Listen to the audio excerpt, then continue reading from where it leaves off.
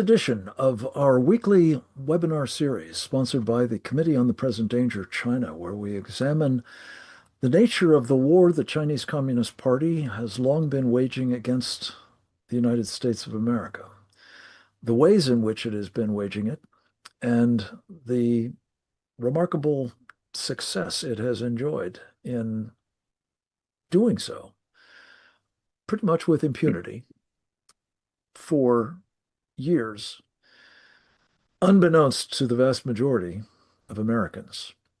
We talk as rigorously as we can about how they've pulled this off by showcasing the techniques that comprise what the Chinese call unrestricted warfare against the United States. And we seek to bring the best minds in America, and sometimes overseas as well, to bear on the question of what must we do about all this? How can we make sure that the American people understand that we are, in fact, at war?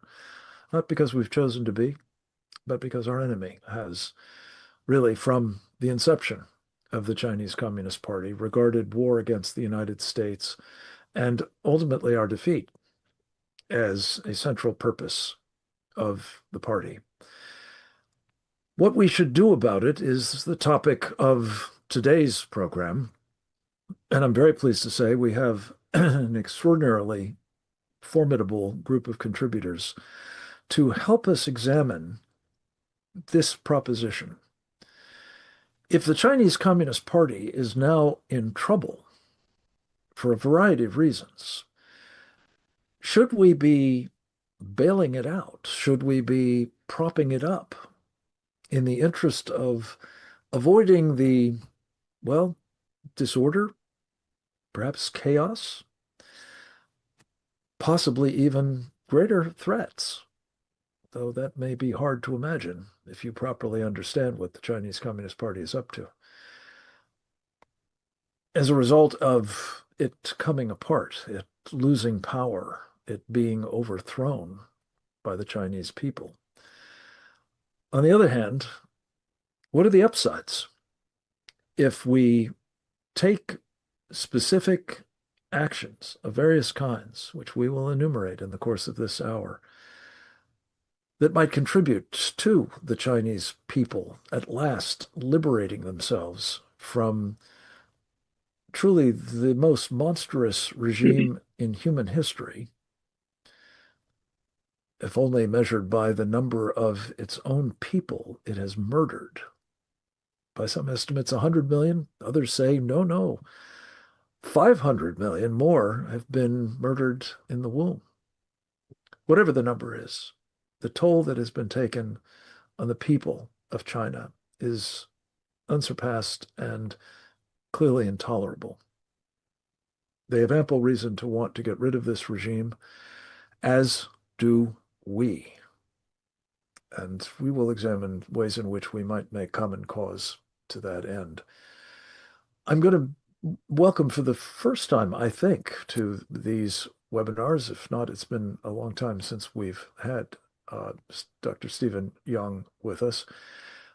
He is an extraordinarily knowledgeable individual about the history and the culture of the Chinese,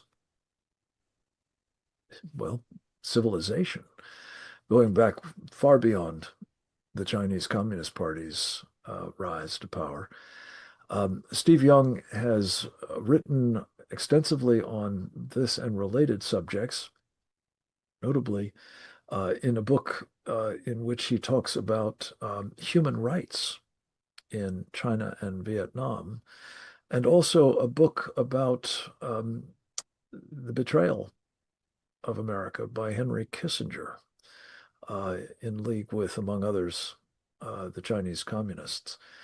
We are honored to have him with us to kick off this conversation with, I hope, a perspective on the nature of the regime and its incompatibility with the traditions of Chinese civilization and the implications were we to side with the CCP rather than the people of China for not just the so-called People's Republic of China, but for us and arguably for Western civilization more generally.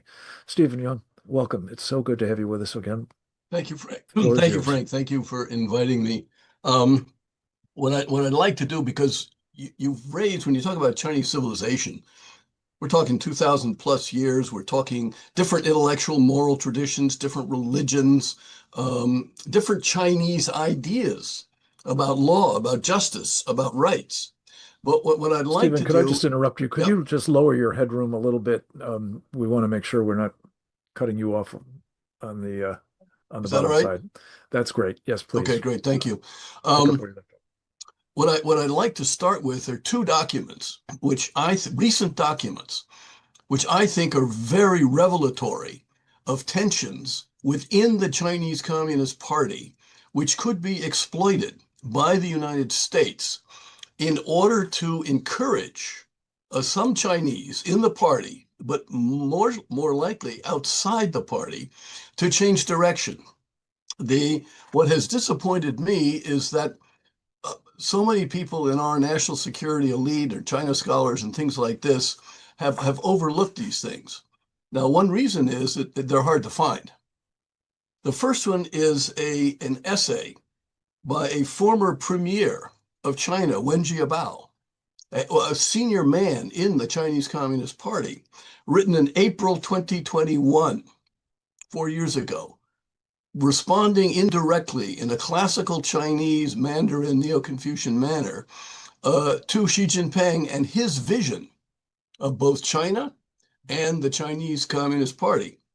And what Premier Wen does is he goes back to an ancient thinker, Mencius.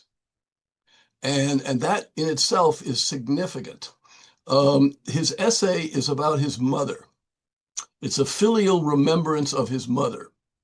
As I recall, it was published in a small newspaper in Macau, which was then it disappeared. It was on the web for about 10 hours, but a number of people made copies which were circulated so you could read it. And he uses indirection. But a key to his indirection is the Chinese character Ren, which means a person, human person. It also stands for humaneness. And he talks about, he says, my mother taught me how to be Ren.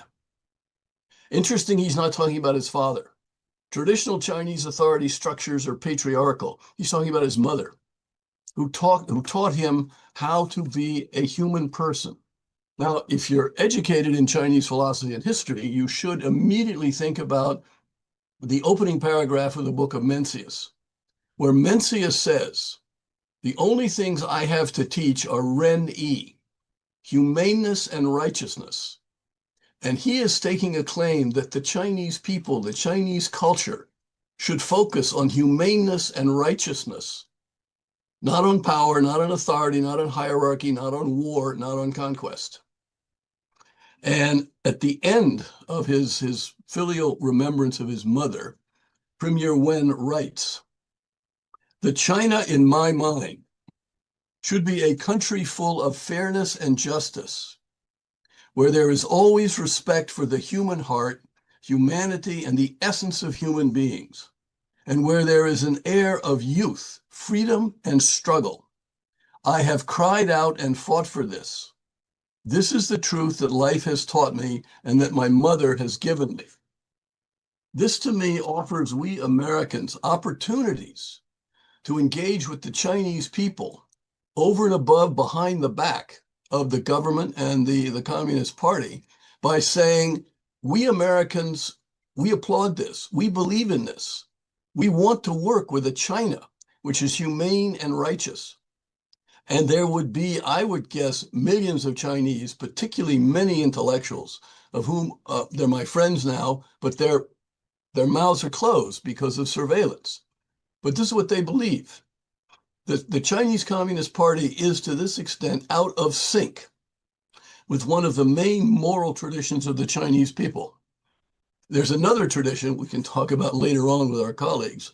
Okay, let me now turn to a second document. December 16th, 2024. This is an unsigned document that was circulated privately among many Chinese, did not appear, I don't think it was on the internet at all. Written, my instinct is it's written by people in the military. Because starting in December, last December, and some of other people know about it, there have been many rumors coming out of China about the military, particularly one senior general, Zhang Yushua, standing up against Xi Jinping and saying, no, the military is not going to follow you in your road of sort of domination. Implicitly, your desire to conquer and capture Taiwan. So this document requires the resignation of Xi Jinping, all his party roles, government roles and military. And it lists in about 24 paragraphs all the bad things that Xi does. He violates the principles of separation between party and government, destroying the term limits for leadership, undermining the principle of democratic centralism, promoting a personal cult, disrupting political order and norms, seriously damaging unity between the party and outside the party, attempting to achieve comprehensive control over everyone, in diplomacy, lacking integrity, morality, and the rule of law, lacking empathy, not understanding or addressing public concerns, vain, stubborn, never admitting mistakes, even when facing a wall, believing himself to be the greatest contributor to the nation, unmatched in capability, and once in a millennium emperor. They then compare him, he says, because of his policies, China is in decline. The writers then compare him to the 4 worst emperors in Chinese history. They also conclude, we demand that the country use this opportunity to abandon the current system prone to autocracy, establish a new democratic republic society where everyone can enjoy a free and open life. Now, we can have questions as to how influential these people are, and those are very valid questions. But I think this is evidence that we Americans should not write off the Chinese people or Chinese civilization. We should rather accept it on its best terms and say, this is what is great about you, and we admire this and we want to work with you. So that would be my recommendation, to use whatever we want to call it, intellectual outreach, cultural exchange, political warfare, but to go to the people themselves and say, this is why you are a good people, not that way. Thank you, Frank. Thank you, Steve. You may have to drop off, and I did want to just put one question to you, if I may. You're welcome to stay if you can, but if you have to go, if you could just speak to this. I know one of our colleagues, mutual friends, Dr. Bradley Thayer, has made the point, really a variation on the theme of, I think, your first one, that Chinese communism is a foreign ideology. It is a product of a totally different culture, a totally different civilization, and that one of the vulnerabilities of the party that, as you've indicated, we could very usefully exploit if we are in fact aligned with the people of China, if we in fact understand that we have a mutual interest in seeing the CCP terminated as the ruling force in China, to make this case that this foreign and essentially really incompatible ideology is one of the reasons why that kind of change is both very legitimate and urgently needed. Could you speak to that point? Yes, I can. I think Brad has a good point, but it's complex because the Chinese civilization itself over history is complex in having different traditions. So briefly, communism, as I think everybody knows, was not invented in Asia, right? Communism is invented in Western Europe. The classic statement, the Communist Manifesto by Engels and Marx, Marx being a German refugee in the UK, this is a Western tradition. Now, it gets picked up in countries around the world, basically by whom? One could even argue even Russia. I mean, the notion of that the Russians would be the first, Russians of an agrarian, non-capitalist society would be the first to become a proletarian communist society, struck a lot of intellectuals and others as odd. But why? Because an elite, Lenin in particular, who'd studied in the West, in China, you had Mao and the other founders of the Communist Party who were looking for something from the outside, I think, because they didn't like what they saw on the inside. So they borrow something from the outside. And in Asia, we also see this very much in Vietnam.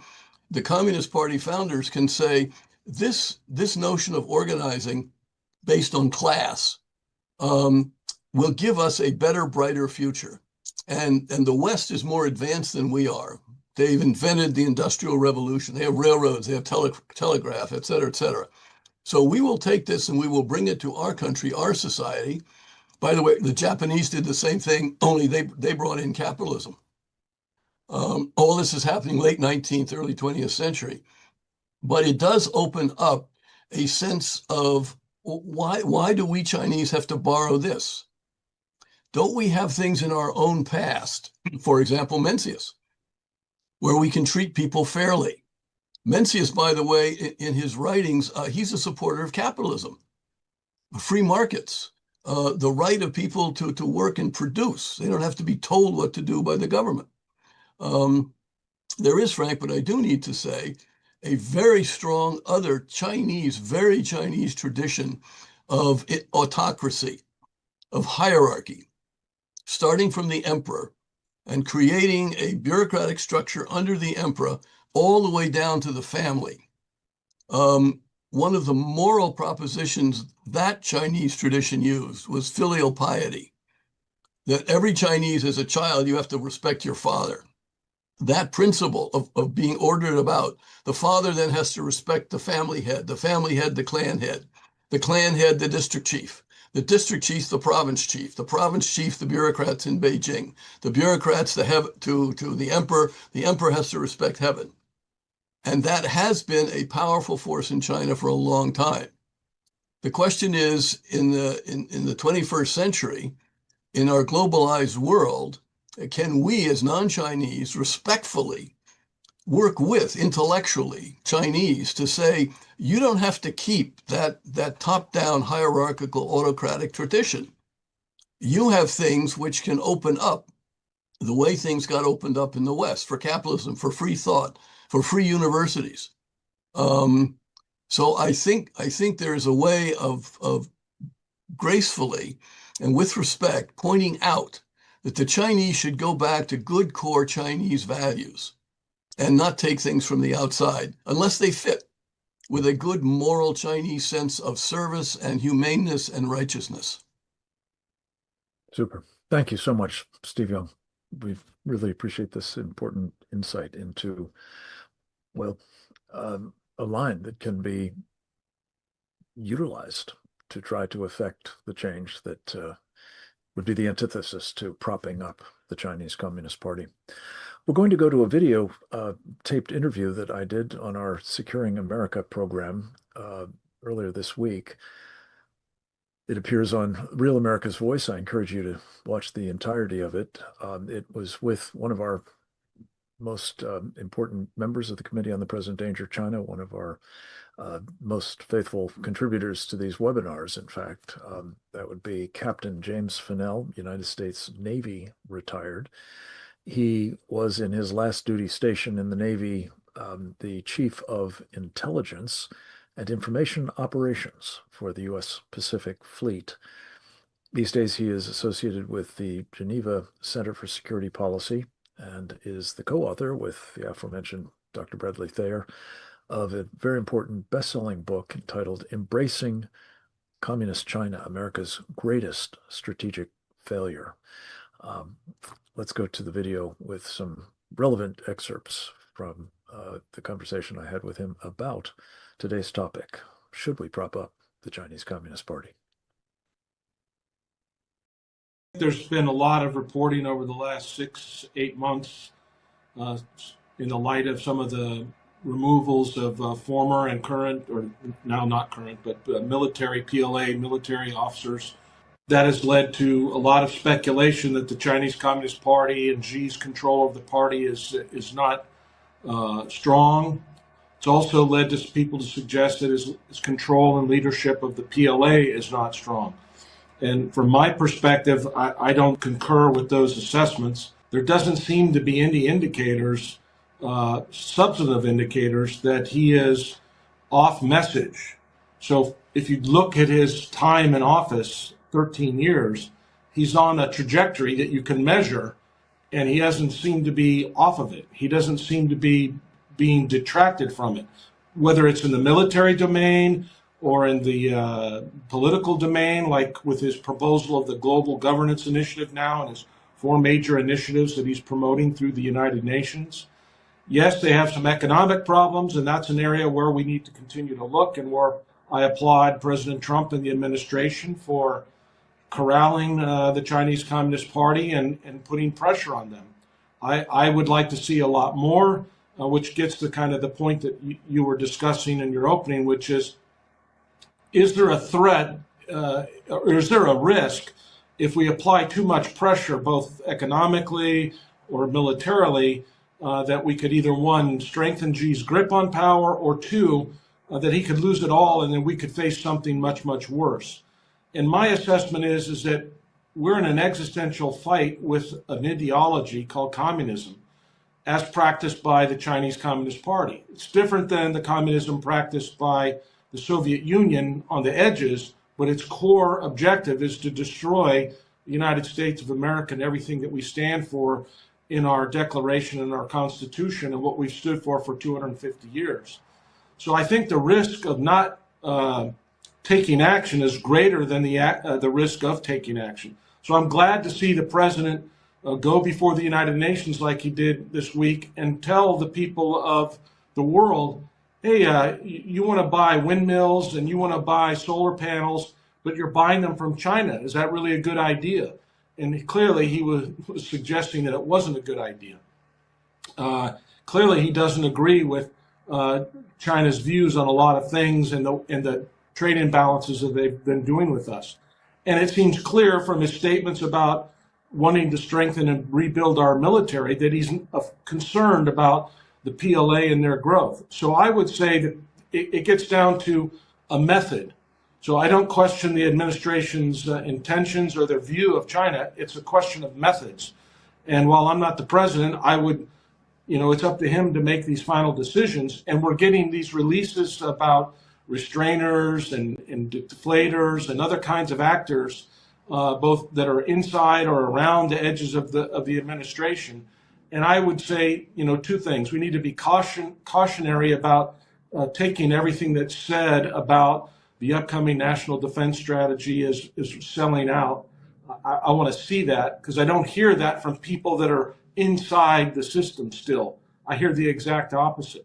But I would also suggest that we should be, or we can be, open to doing much more in terms of putting pressure on the PRC and the military domain. And so I think that we should be doing that. I think for instance, we're sending increased levels of U.S. warships, destroyers and frigates through the Taiwan Strait. How about we send a U.S. aircraft carrier through the Taiwan Strait? How about we check the PLA and the Chinese Coast Guard's threatening of the Republic of the Philippines, our treaty ally at Scarborough Shoal. We saw 3 weeks ago or 4 weeks ago, the Chinese use a destroyer and collide with their Coast Guard cutter and cut its bow off. They could have easily done that to the Filipinos and killed Filipino sailors, which President Marcos had said would be crossing a line for them and an act of war. And by treaty, or mutual defense treaty with the Philippines, the United States would have to defend against that. So I think we could do some more there. There's some areas where we could take some lessons from Europe, in terms of NATO, in terms of how we organize our alliances in Asia to better confront China. So I would just say that we need to keep our jackboot on Xi's neck, and if we can break his neck and break the Chinese Communist Party, that will be better for America. That will make America better. Captain Fennell, let me just pick up on that point. I'm not sure that we've got the jackboot on Xi's neck at the moment. There is a powerful argument to be said that's where we should be, but the question isn't so much is that the case as it is how firmly planted is his jackboot on our neck. And this goes to this issue of the risks associated with inaction or worse, perpetuating this regime. Could you talk a little bit about the extent of this unrestricted warfare, both of the pre-kinetic kind and the possible shooting war variety that may be in the offing? Because of our heavy investment from Wall Street into China, we have essentially paid for them to build this military that is now outclasses us in certain areas, key areas in the Western Pacific, notably in the maritime domain now, and in the air domain and the strategic rocket domains. They're approaching us in space and in cyber. So we have a huge problem that we paid for with American money. And the people that are going to pay for it in American blood are going to be the sailors and Marines and soldiers and airmen that are stationed out there should a shooting war go hot. We've also talked about the number of Chinese nationals that's come across the border. They will be involved in any kind of conflict, destroying our rear area. We need to do more. So when I say jackboot, I would like to see it a lot more active. We still have a big presence in the Pacific, but there's more that we should be doing. We are watching China advance rapidly through this decade of concern, and they're building carriers, they're building missiles, they're building fighters and bombers, and stealth fighters, stealth bombers. They're advancing in every realm of military warfare, political warfare, cognitive warfare, economic warfare, and we are not recognizing the threat for what it is. And this is alarming to me. We've got internal threats in America, no question about it. But these threats from the external, from China, are not going to sit in a vacuum and just stay on their side of the Pacific. That's for sure. What we're talking about is our side of the Pacific and the implications of their various forms of warfare against us right here at home, as well as against our interests elsewhere. We've talked a bit about some of the forms of warfare that the Chinese are engaged in and the need to counter what they're doing culturally, as Steve Young has talked about, militarily, not shooting, but in terms of having the capacity to deter the Chinese militarily that Captain Fennell's just described. We wanted to turn to another of our Committee on the Present Danger China members and very faithful contributors to these programs, Trevor Loudon. He is our duty expert on the manifestation of the unrestricted warfare that has resulted in what the Chinese call elite capture in our country on an industrial scale, in basically every sector of our society, from Wall Street, as Jim was just talking about, to business more generally, to academia, to the media, to political life particularly. What that does in terms of decision-making about whether we recognize we're at war, whether we do anything about it, let alone the kinds of effective things that we're discussing here to bring down the Chinese Communist Party rather than prop it up. And we are very appreciative that Trevor is taking the time to once again visit with us about what these enemies within represent in terms of both threat vectors for our mortal enemy to utilize, to weaponize against us, and impediments to our taking the kind of action that's needed, as opposed to assuming that we need to accommodate, appease, indeed prop up our mortal enemy's regime in Beijing. We've asked Trevor, who has written extensively on these subjects and made movies about them, including Enemies Within the Church, Security Risk Senators, and the counterpart on the House side, House Un-Americans, to both talk to us a bit about the importance of resisting, not appeasing, the CCP, and a political warfare, if you will, lawfare approach that could be very helpful in terms of taking down the CCP. Trevor, welcome back. Over to you.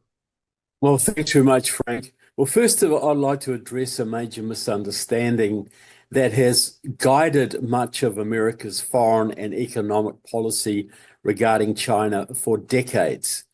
And that is the idea that was common in the 80s after Deng Xiaoping opened the Chinese economy, that the Chinese weren't really communists anymore, that they've abandoned communism, they've seen the light. This was the line that Kissinger sold Nixon, that we can make the Chinese more like us. And when Deng Xiaoping started to open the economy, American business people were very happy to go in there and exploit the cheap labor, etc. And this was seen as a win-win. They were becoming more like us, and we were making money with their cheap labor, and it was all good. A basic understanding of Marxism would disabuse you of that notion. A classic Marxist would say there are 5 stages of human development. There is primitive communism, where you live in a cave and you go and kill a woolly mammoth and you drag it back and you share the meat equally amongst you. That's primitive communism. Then the second stage is feudalism. You start to develop agriculture. You have plots of land and they get raided. So you need warlords to protect your patch of land. You know, China was a feudal society before the revolution. Warlords all over the place. Russia was a feudal society too before the Soviet Revolution.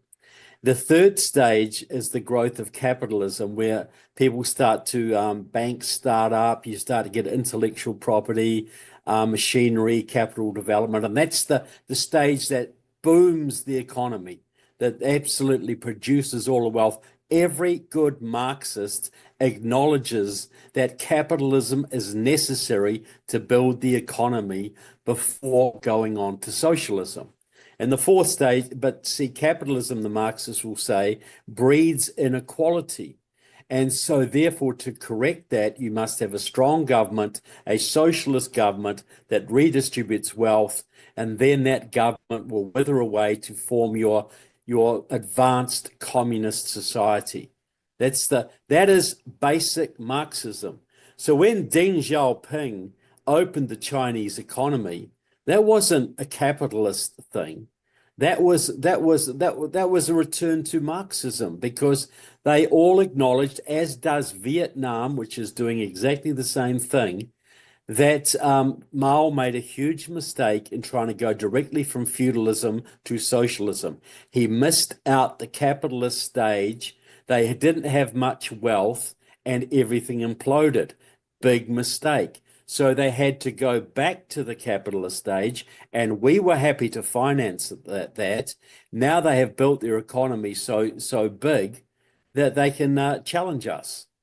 But it doesn't mean they're off the communist road. As a previous speaker pointed out, they are absolutely committed to world communism and to the destruction of the United States of America by any means they possibly can.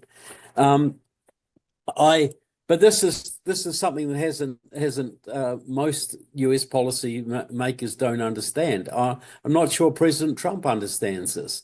He thinks that the capitalism in China is a genuine, permanent phenomenon. It isn't. It's already going to the socialist stage now. The government is reasserting control. They're militarizing the economy. They're getting ready for war. I'll also point out that the reason the Chinese have used their businesses to move into the United States is not to make money for not so much to make money, it's to get political influence. In my book on Kamala Harris, Stealth, I quote a top Chinese advisor to Xi Jinping saying the purpose of having Chinese businesses and organizations in America is very simple. We want businesses in all 435 congressional districts, he would say. That will give us political influence in every single congressional district in the country. We will start plants, we will start factories. That will get many Americans dependent on us for their salaries. Therefore, no American congressman will dare to criticize China because they might lose the votes of the 5,000 or 6,000 people in that district who depend on us. The goal, he said, is to make the Congress of the United States a subsidiary of the Chinese People's Assembly. So we've got to get rid of this idea there's ever going to be peaceful coexistence. Communism is a religion. It's a millennialist religion. They believe in complete world domination. There can be no other outcome, and we are the main targets. Now, as Frank said, how do you get rid of this? Well, we've got our restrainers in America, and our restrainers, the Quincy Institute, many people have infiltrated Trump circles are restrainers. These are people who believe we should not confront either Russia or China. We're best to let the Chinese have their sphere of influence, the Russians have their sphere, and we'll have their sphere. Before World War II, these were called Lindbergh isolationists. And they told everybody, no, we don't support the Nazis. We don't support the Nazis. We just want to keep America out of a European war. Well, the leader, Charles Lindbergh, got medals from the Nazis. He was absolutely a Nazi sympathizer. And I will say right here that most of these restrainers who believe we should not confront Russia over Ukraine and other adventures they're doing, and they're looming attack on Poland and Central Europe, and we should not be aggressive with China. We should try and keep the gravy train flowing, are captured elites. They're either in Russia's pocket or China's pocket or both. That I'll say that very, very boldly. So how do we get rid of this? Well, we've got to apply we've got to basically use the same kind of tricks that you would use against organized crime. The FBI, under proper direction, now has the opportunity to form a new unit inside the FBI, which is completely dedicated to foreign infiltration, Russian, Chinese, Iranian, and Cuban, etc. Its job is to root out foreign infiltration and those who are working for our enemies, domestic people working for our enemies. And the principle is quite simple. It's how you take down the mafia. You'd form a new unit. It's like the Untouchables, very vetted, very disciplined, very compartmentalized. So if you get any rotten apples, that wouldn't do too much damage. Then the president could declare a 3-month amnesty for all foreign and domestic foreign infiltrators and spies and domestic traitors. If you're a foreigner and you're working for a foreign government, whether it's Iranian or Chinese, you've got 3 months to leave the country and never return. Because if you are caught after 3 months, and we can convict you, you're going to Leavenworth for the rest of your life, and there will be no prisoner exchanges at all. That's part of the deal. All domestic traders have got 3 months to come into the FBI and register your name and spill your guts. Tell everything you know, who you betrayed, who bought you, who you bought, what you stole, who you influenced, your networks, what you were part of, how you got inveigled into this. Were you a knowing traitor? Did you get in a business deal you didn't understand? Were your relatives threatened? Come forward, and if you are honest and are willing to testify in court, you'll get immunity from prosecution. Your punishment will be between you and God. That would, but if you're not coming forward in 3 months, we'll have so much evidence, and if we catch you, you'll join your Chinese and Russian and Iranian friends in Leavenworth, and you can play checkers with them till the end of your natural days. That would cause a massive meltdown in every foreign intelligence network in the country. You would see tens of thousands of Chinese, if not hundreds of thousands of Chinese, leave. Iranians would take off, Russian mobsters, cartel people. You'd see a whole lot of big tech people stand down. You'd see a whole bunch of Wall Street guys stand down. A whole bunch of senators and congressmen would stand down for family reasons. And you would have a flood of information into the FBI on exactly who the traitors are. You get them to rat on each other. You have a big carrot and a big stick. You get them to rat on each other. In 3 months, you'd cause a massive meltdown in all these networks. You'd have so much evidence. The American public would finally understand how deep the corruption and the infiltration is, and would then support the measures going forward to make sure this never happens again. I think this has been proven time and time again with organized crime. We've got, as Frank often says, the CCP is a massive organized crime network. We have to use the same tactics against them as Giuliani used against the mafia, the British used against the Thuggy gangs in India, and Thomas Dewey used against the Murder Incorporated in the 1930s. Start catching the low-level rats, get them to flip on the high-level rats, offer a way out, and prosecute those who you really need to prosecute. That's what I'm recommending and promoting, and I hope the Trump administration starts to do something along these lines. Trevor, thank you so much. I did want to shamelessly plug a book that we developed, Didi Logason and I, based on the first 70 or so of these webinars, entitled The Indictment: Prosecuting the Chinese Communist Party and Friends for Crimes Against America, China, and the World. And it was really inspired by precisely the kinds of recommendations that Trevor's just made again. And I ask him to do it practically every time he appears, because I think it's such an urgently needed line of action against the Chinese Communist Party, and one that every American can help with, not least because of the opportunity that it affords for crowdsourcing the kind of situational awareness about the threats we're facing that is so urgently needed. We're going to conclude our program, as we often do, with remarks by yet another of our most important members of the Committee on the Present Danger China, yet another of our most faithful contributors to these webinars. The more extraordinary because typically when he does it, it's the middle of the night where he is in the Far East.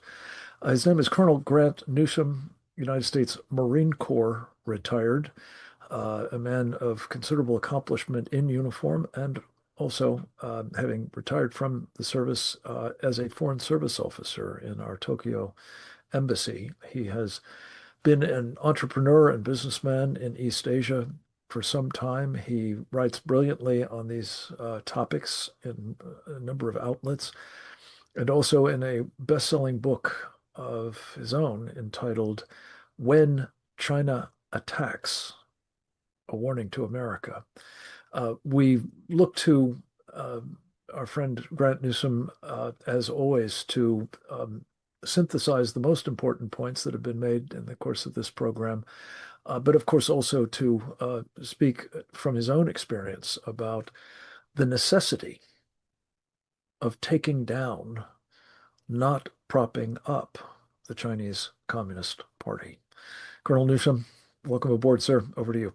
Okay, well, thanks for having me, Frank.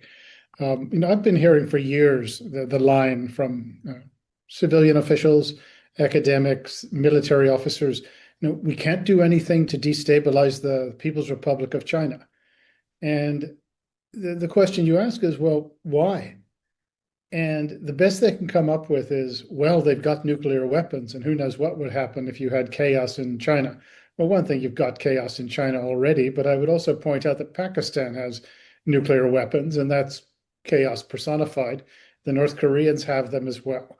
But that's the line is, we just can't do anything. It's almost a dogma that we have to do everything we can to prop them up, just as amazing as that is.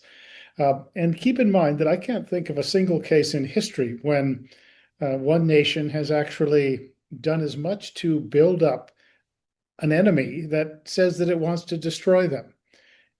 It just doesn't make any sense. And if you don't believe me, I always turn people to Document 9, which is a speech Xi Jinping gave around shortly after solidifying power.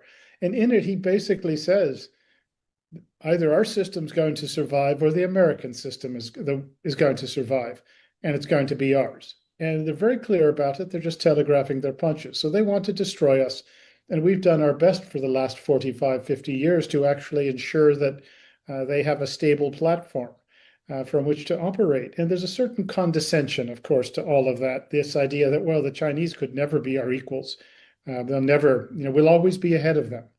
But also it's been incredibly effective psychological warfare on the part of the Chinese Communist Party to capture American elites, influential people, and business, government, everywhere, to think that we have to keep the People's Republic of China sort of stable. Trevor mentioned very nicely this idea that, well, China's not really communist. You hear that all the time. The Chinese would be, surprised to hear if that was the case, but you hear it a lot. And I would look at additionally the financial support that we have given China and still do. It goes back quite a ways. I would cite Hank Paulson, formerly of Goldman Sachs, of course, and also Secretary of Treasury. He did so much to help the Chinese financial system, which is basically a Ponzi scheme with a currency that is not convertible. He did so much to help them survive that sort of rickety sort of financial foundation.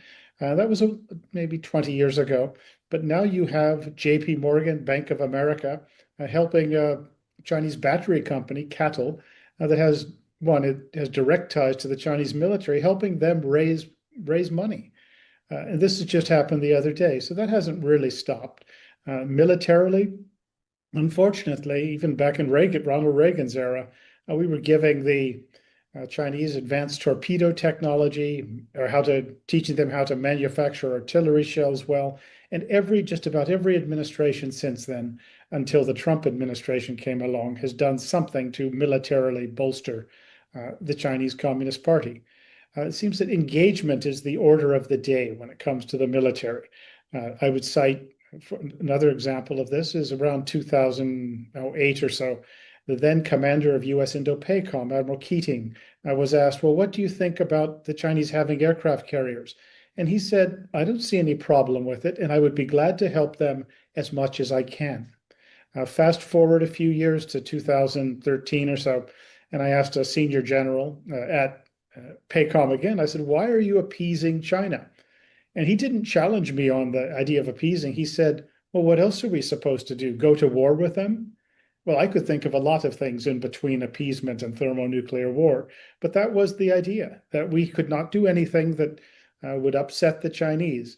And around that same time, a few years later, I remember another general saying, well, we're trying to give the Chinese off-ramps, as if they didn't know what they were doing. And so anything the Chinese did, we would not challenge it, and we would not do anything to destabilize that regime. Even now, it seems as though the engagement school is coming back in the part of the U.S. military. And I would really encapsulate the U.S. approach to China during all these years with a statement by, he was then Assistant Secretary of Defense, Joseph Nye, an Ivy League professor, who said, well, if we treat China like an enemy, we'll be sure to have them as an enemy. So we're going to treat them like a friend, and then we'll at least have the chance that they might become our friend. And that was pretty much it. So you see what kind of a mess we've got in, having created an enemy, a country that could defeat us militarily and that economically is as much as a match for us, to put it mildly. So that's all the complaining. Now, what do you do about it? The first thing is we do have to rebuild our military, but also you have to decide that, we're going to bring down this regime. It's out to destroy us, and we're going to do that to it first. Ronald Reagan got it about right when he took over and said, in terms of what they were going to do to the Russians, well, don't do anything that helps them. And he also said, as his outcome, we win, they lose. But you have to see that. There's no splitting the difference with the People's Republic of China. Additionally, in addition to a proper military, you do need to go on the offensive in terms of political warfare. And one aspect of this is propaganda in the good original meaning of the word, the Jesuit meaning, which is just explaining yourself. And I would cite as one example, it's just one example, was the then Deputy National Security Advisor, Matt Pottinger, giving a speech in Chinese directed at the Chinese public. What he was doing, and this wasn't even his job, he was showing what the US government should be doing. And we had people supposedly responsible for this sort of thing against the Chinese, but it's not clear what they were doing, if anything. But you also have to, besides the sort of the propaganda end of it, stop providing financial support to the People's Republic of China. It's about that simple. Stop providing technology to them that they use, one, to build up their economy, but also for military purposes, the dual use technology. There's an awareness that this is a problem, but in terms of doing enough to stop it, we're not doing anything like that. But also exploit the fissures in the Chinese system. Think about it. You've got, at least by China's own admission, 600 million people living on $5 a day. It's doubtful that they're all that happy with their lot in life. This is something you exploit. Additionally, there's a north-south split in China, and you go down to southern China, and you will hear the Cantonese say that Xi Jinping wants to make us go extinct, not just our language, but us. Well, that is something that any just reasonably alert sort of political warfare type could exploit and cause the Chinese no end of trouble. Additionally, there is a real desire, as Steve Young said, that Chinese want to be free. You would get the impression that there's this unique species of people that like to be mistreated, like to be governed with a boot on their neck. Well, Jackie Chan has said that. But why not ask the Chinese people themselves? And these are all things that say that we should be addressing and using it to destabilize that regime. But also the last thing I would suggest is make it personal for the Chinese Communist Party's leaders. And that is exposing their obscene wealth, much of it that is parked overseas in the United States, Australia, Canada, the United Kingdom. Make this public, and also seize it and cancel the green cards their relatives have, and expose it to high heaven so all 1.4 billion Chinese know about it. There was actually a law passed a couple of years ago in the US requiring the intelligence community and the State Department to provide a report on this. And it was actually passed by then Senator Marco Rubio. And finally, it came out a year late. And what it was 4 pages of gibberish. And that's all it was. And this was the intelligence community giving the US Congress both middle fingers. But we were just too afraid to do anything with it, or whatever reason. And as a result, we once again squandered a chance to really cause the Chinese communists some trouble. And have we recovered from all this? I don't think we have. You'll notice the other day that Secretary of War Pete Hegseth, in his conversation with his Chinese counterpart, he stressed at the very beginning, we don't seek regime change in China. I don't know where he's getting his advice from, but that's the wrong approach. At the bare minimum, you would say, as long as you're trying to change our regime, we're going to change yours. So that's just a few ideas on the topic, and hopefully we wake up and do things better. Oh, thank you very much. This, I think, just perfectly captures what I hope we would do today, which is both to establish that there is the potential of bringing down the Chinese Communist Party. This is something that, I guess, alongside the idea that they're actually not communists any longer.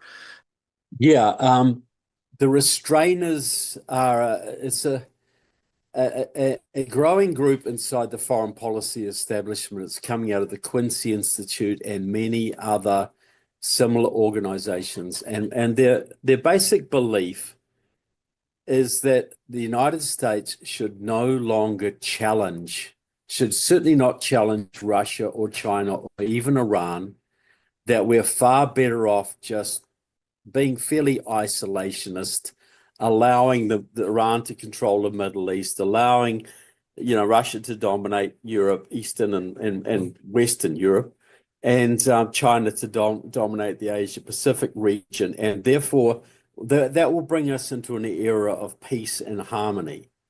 That if we're nice, if we just have a nice foreign policy, the Russians and the Chinese will stop interfering in our affairs, will stop challenging us, and we will all, turn into hippies and sing songs, and we'll all live happily ever after.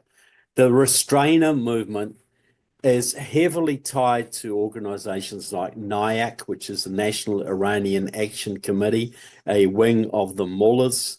The Quincy are tied to even organizations like the Institute Parties, which has been well known for its Cuban and Russian intelligence ties for decades, but it's infiltrated the libertarian movement, it's infiltrated some of the think tanks, it's infiltrated some of the well-known conservative institutes. The American Conservative publication, it's called The American Conservative, is completely a restrainer, isolationist magazine that actually platforms Marxists. The restrainer movement is tied to Marxists who pose as conservative, try to tell conservative Americans that we got to do this America first thing with no foreign ties, no foreign allegiances, abandon NATO, all this kind of thing. And it's an extremely dangerous movement, and it is tied to our enemies and is operating just like the pro-Nazi isolationists did before World War II. And the isolationists, by stopping us dealing with Hitler early when we could have stopped him in his tracks, made World War II more inevitable and much worse than it had to have been. And the isolationists today, and we know many of them, the isolationists today are actually endangering America, weakening America, and empowering and encouraging our enemies, because I can tell you straight, if we allow Russia to dominate Europe and China to dominate the Middle East, it's going to be 5 minutes before they join together and gang up on us. And that's the plan. That's the scam that is behind this movement. Well, and I think, Trevor, as you know better than anybody, they have already joined forces and are, yes, I think, moving against us. Indeed, much of what we've been talking about on these webinars in the past year or two has been the extent to which the Chinese Communist Party's strategic arson under Xi Jinping has created conditions under which that Russian salient in Europe and in the Middle East, the Chinese and Russians to varying degrees. Is creating distractions from the main thing, as Jim Finnell likes to say, in the Far East. Well, I'd just like to add, the big propaganda meme of the restrainers is, don't be aggressive with Russia, we'll drive them into the arms of China. They've been in a full partnership with China for 35 years now. They have military exercises, an intelligence sharing partnership. So they said, we can't challenge Russia, we'll drive them to the arms of China, we need to concentrate on China. But now they're saying, no, we shouldn't really go after China either. It was a scam from start to finish. We need to aggressively confront the Russians and the Chinese and the Iranians. We have the advantage in many areas. We can finish Reagan's job of taking down the evil empire completely with the help of their own people without hardly firing a shot. Wouldn't that be something to hand on to our children and grandchildren? A world where the evil empire has finally gone. Grant, I think you might have been seeking recognition, and I do want you to respond to that if you would. But also, if I may just add a point to your observation about the so-called cattle financing deal, where by Jamie Dimon's JP Morgan and Brian Moynihan's Bank of America, as you pointed out, raised over $5 billion for a company identified by the Pentagon as a Chinese military company operating in the United States. I just wanted to add that another $500 million has been raised in the past few days for a company called Hesai that is involved in a number of lines of work, including LiDAR, which is a powerful sensing technology with a lot of military applications, also identified by the Pentagon as a Chinese military company operating in the United States. And honestly, Grant, I can't for the life of me figure out why there's any of those, let alone that we are underwriting them as we are. But to your point, this is evidence of that captured elite. This is evidence of the corruption that is undermining our freedom of action. And I would just invite you to speak to this point that some people may dress it up as an ideology of restraint. Others are, I think, simply working for the other team. And your further, thoughts as to how this will be our undoing if it is allowed to persist in a policy environment like today's. Yeah, I think it comes down to basic human nature. When a certain type of person, particularly Westerners, smell money, they perform like a sea lion at SeaWorld who thinks he's going to get a mackerel snack. You can always rationalize whatever it is you're doing. You always can. And I've seen this over and over when I worked with a Wall Street firm. There's no way that you can stop it by appealing to people's sort of sense of decency, patriotism. It has to be some coercive steps. And will we have those? Well, I don't know. When you consider that we still will not delist Chinese companies on US exchanges, even though they were listed despite meeting none of the requirements that any other country from the United States or anywhere else would have had to meet, we can't do anything about that. And that gives you some sense of this so-called elite capture. And I would note, read some of Trevor Loudon's books, read Peter Schweitzer's books on these topics, and they lay out a prosecutor's brief. And what happens? Nothing. So that's where we are. And additionally, the Department of Defense or the Department of War, they should be raising merry hell about all of this, not getting in bed with these people. So you ask yourself, you look back at every chief of staff, every senior military officer who served in the last 30, 40 years, and every one of them should be ashamed.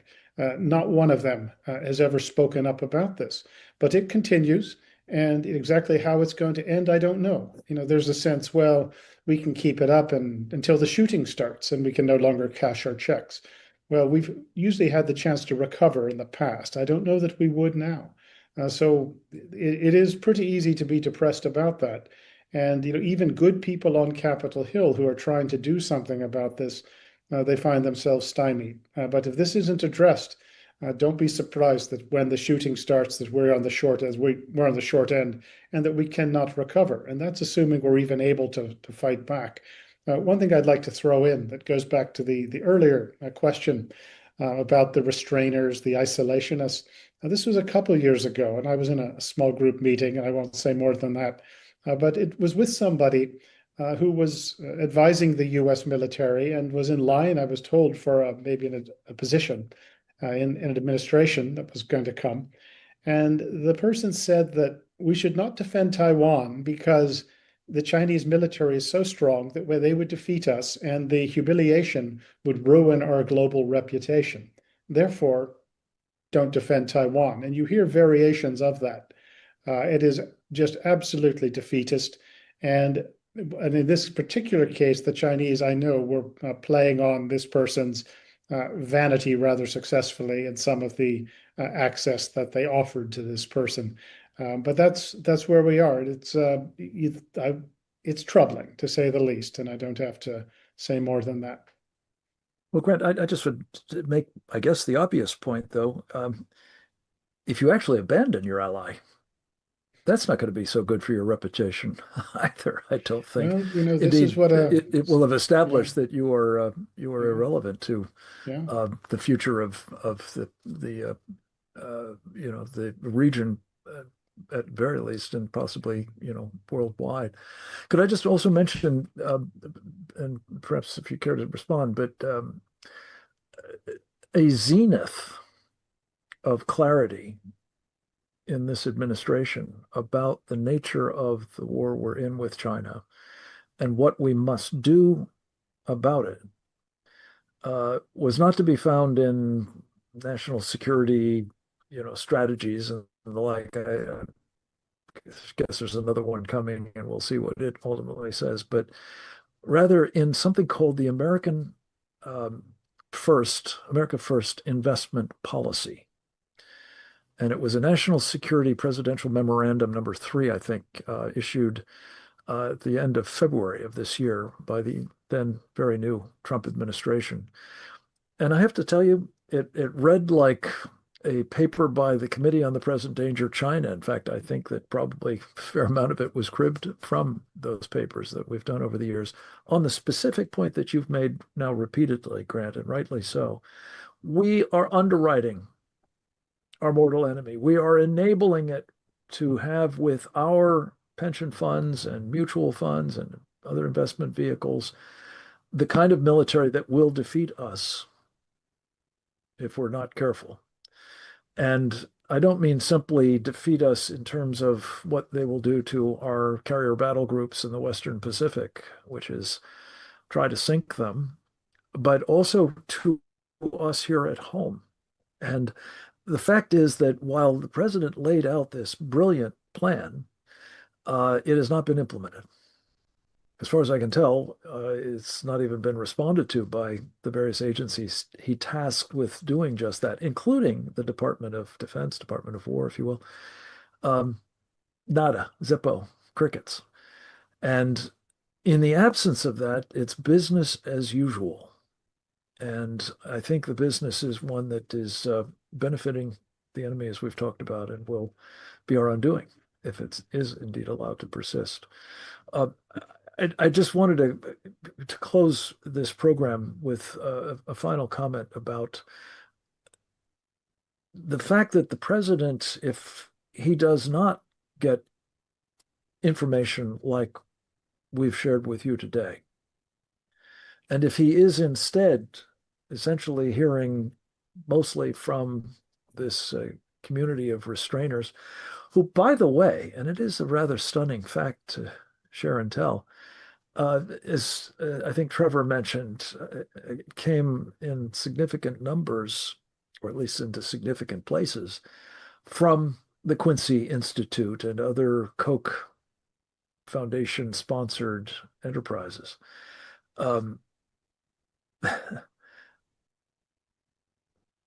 The president, at the end of his pre-inaugural time, post-election, issued on Truth Social a statement that could not have been more clear. He said, in a kind of memo to those who had worked for the Kochs, don't even think about applying for a job in his administration. Now, again, as with that American First investment policy, I think this was a very different kind of approach to national security policy and finance, for that matter, than what is being followed now. And as he told us frequently, he learned the lesson in his wilderness years that personnel is, as Reagan used to say, policy. And unfortunately, I believe that his administration has been penetrated by people who did not share his vision of America First. It is indeed the Lindbergh America First, not the MAGA Trump America First policy. And it is at risk of being enshrined if the president does not hear what is being said here today, which is, A, there is an opportunity. We don't know how enduring it is, But for the moment, there does appear to be an opportunity to actually take advantage of difficulties Xi Jinping and his party are in and work with the Chinese people against the Communist Party.